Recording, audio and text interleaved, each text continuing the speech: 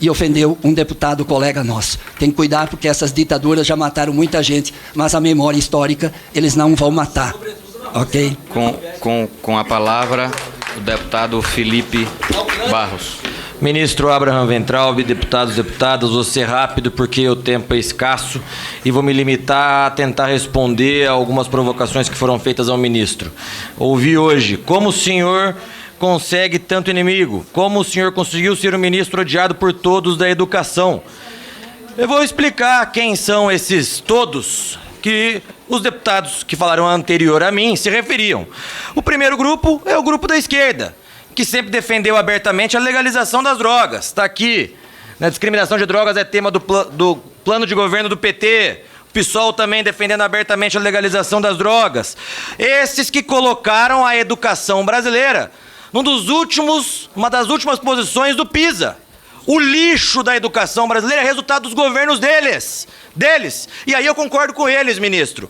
De fato, Paulo Freire é o patrono da educação, o patrono desse lixo educacional que foi produzido nos últimos anos. E também um segundo grupo que não gosta do senhor, que são os bilionários, que se auto-intitulam donos do Brasil, que ficaram bilionários nos últimos governos, através do tráfico de influência, através de benefícios e, principalmente, através de monopólios e cartéis. Um exemplo, talvez, que materialize propriamente isso, é o senhor Leman e sua família, que tem relação com inúmeros parlamentares nessa casa, inclusive financeiramente. O Leman está aqui. Embev inicia pesquisa de bebidas com maconha. Fundo Brasileiro de Investimento em Cannabis, do filho do Jorge Paulo Leman. Soma 3 milhões em menos de 12 horas. Está aqui. Então a esquerda e os bilionários que se auto-intitulam donos do Brasil têm mesmos interesses. Então não vamos fazer aqui uma cortina de fumaça, porque o que eles querem é o seguinte, é derrubar Vossa Excelência, porque Vossa Excelência tem mostrado para a população brasileira que existe drogas nas universidades. E o interesse desses dois grupos é o mesmo. Se fala tanto em autonomia universitária, e aí a autonomia também traz responsabilidade. Então é responsabilidade dos reitores, sim. Porque a autonomia traz junto a responsabilidade. Se isso está acontecendo debaixo do nariz de reitor, tem que ser responsabilizado. Eu prefiro, 1000 vezes, um ministro polêmico, que não tenha liturgia do cargo, do que um ministro ladrão, como que aconteceu no passado. E esses que estão aqui falando de liturgia do cargo, não abrem a boca para falar da roubalheira do passado. Para finalizar, fiz parte da UNE em 2012. Digo e afirmo, são maconheiros sim, porque vendiam droga dentro da Universidade Estadual de Londrina. E deixo aqui um desafio. Esses que estão aqui, vamos sair daqui e fazer um exame toxicológico agora. Não passa ninguém no toxicológico. Maconheiros que vendem droga nas universidades. Ninguém me falou. Eu vi e denunciei em 2012 quando fui presidente do DCE da UEL. Ok? Essa é a baixaria.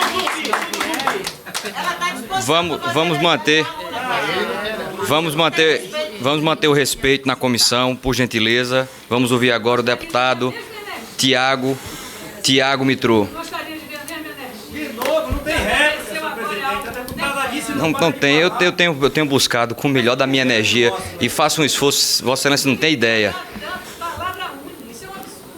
A palavra está assegurada ao deputado Tiago Mitrô. Nós vamos dar sequência à nossa lista. O tempo de liderança, Vossa Excelência quer? Com o tempo de liderança. Se escondeu todo mundo. Toxicológico, então... Bom, obrigado, presidente. Boa tarde, ministro. Senhor ministro, o senhor... Não sei se o senhor está lembrado, mas cerca de um mês depois da sua vinda ao cargo, o plenário, numa manobra da esquerda, fez uma convocação para que o senhor fosse a uma comissão geral, interrompendo por um dia inteiro o plenário, onde tinham medidas provisórias importantes para serem votadas, numa manobra dos partidos de oposição, numa época que a gente discutia a reforma da Previdência também, para inflarem aquele discurso, fazendo parecer com que os contingenciamentos fossem exclusividade desse ano e para colocar o setor da educação contrário à reforma da Previdência contra o governo também, paralisando o plenário em momento importante para algumas medidas provisórias que estavam tramitando, como, por exemplo, a do saneamento básico, que nós vamos votar daqui a pouco. O único partido que foi contra a sua convocação, além do PSL, foi o Partido Novo. E eu, que fui à tribuna para defender que o senhor não fosse convocado, uma vez que o senhor já viria na Comissão de Educação para discutir os planos do MEC. Perdemos e fomos até a Comissão Geral, onde o senhor já tinha dado algumas declarações polêmicas naquela época, mesmo com pouco tempo à frente do MEC. E eu lembro muito bem do que eu falei, foi que eu pedi ao senhor para que deixasse o debate político para a Comissão de Educação, como o senhor está vendo aqui, isso é o que não falta, e focasse o seu trabalho de uma forma técnica dentro do Ministério da Educação para poder resolver os inúmeros problemas que todos nós estamos cansados de saber aqui da educação brasileira. Mas, infelizmente, ministro, o que nós vimos desde aquele momento, em maio até hoje, foi que o senhor não se esquivou das polêmicas. O senhor, pelo contrário, foi quem causou inúmeras polêmicas nas quais o Ministério da Educação e a educação brasileira hoje estão envolvidas. Essa convocação, ministro, não é só a respeito da questão do que o senhor falou das drogas, extensas plantações de maconha. Se o senhor ler os outros requerimentos, vão ver que existem requerimentos que tratam de todos esses aspectos que, desde que o senhor assumiu o MEC, o senhor vem se envolvendo. E é por isso que eu votei a favor da convocação. E não é uma convocação que veio somente manipulada por partidos de esquerda. O placar da convocação foi 24-8. E eu tenho certeza que a esquerda não é 3 vezes maior do que os outros grupos aqui nesse plenário.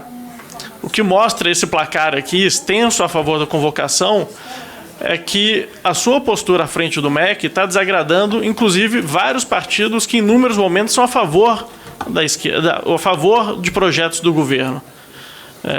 Como é o meu caso. Várias vezes, eu e o deputado Jordi, que é quem representa o governo aqui nessa comissão, a gente pede para um ajudar o outro no projeto, porque majoritariamente nós temos aqui posições parecidas. E se o senhor for responder as perguntas do deputado Pedro Cusai, eu tenho quase certeza que eu responderia da mesma forma que o senhor. Sou contra a expansão do ensino financiado com o setor público aqui no Brasil, sou a favor e defendi inúmeras vezes a reestruturação do ensino superior no Brasil, fui inclusive ao lado de secretários e subsecretários da sua pasta, um dos poucos que falou a favor do Programa Futuro e do interesse de discutir isso aqui. Já escrevi artigo a favor disso, já fui na televisão para isso, mas em nada justifica, ministro, a sua predileção por polêmicas à frente do Ministério da Educação, que atrapalham, inclusive, as suas próprias pautas. E eu lamento muito que o senhor tenha que ter ouvido aqui ataques de deputados que estão costumeiramente atacando todos a sua família. Eu lamento disso, eu lamento pela sua falecida mãe.